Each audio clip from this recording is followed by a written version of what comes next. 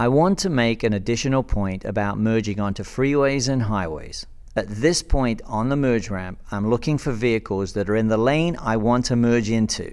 I'm also aware of any vehicle that's behind me on the merge ramp to make sure they're not tailgating me, to make sure I have enough distance just in case I need to slow down. I have to be aware of vehicles behind me also.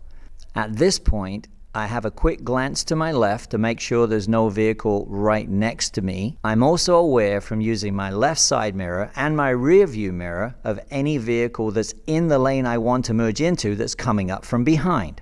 I've found a nice safe gap. I've accelerated to the speed of traffic and I can merge into my lane.